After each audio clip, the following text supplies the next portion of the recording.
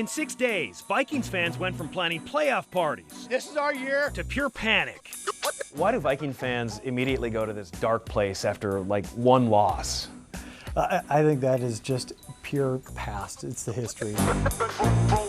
Oh, what? This history? Super Bowl IV, 23-7 loss to the Chiefs. Super Bowl VIII, 24-7 loss to the Dolphins. Super Bowl IX, 16-6 loss to the Steelers. Super Bowl XI, 32-14 loss to the Raiders. Hey, thanks for reminding us, Dr. Justin Anderson. You sports psychologist specializing in performance and leadership. One of the reasons why breaking cultures or breaking slumps from teams that have had previously poor history of performances is because there's all these limiting beliefs about the team.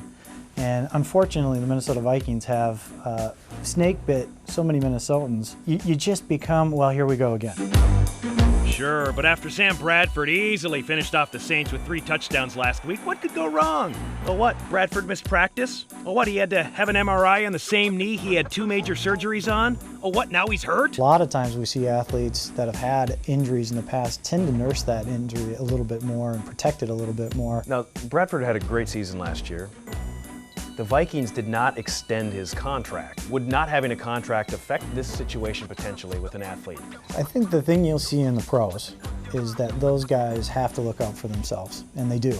And especially if they're not protected, they don't have a contract after this year. My guess is that he's getting information from those around him that are helping him make some of those decisions, that are saying, hey, be careful out there because this is an important year for you. And if you really are injured, don't play through it. How does that go over with his teammates? Football is still one of those old school, be tough, play through pain, because most of those guys are coming out of every game with some real, pretty significant ailment. When they see somebody not playing, or potentially not playing, it can shake things up.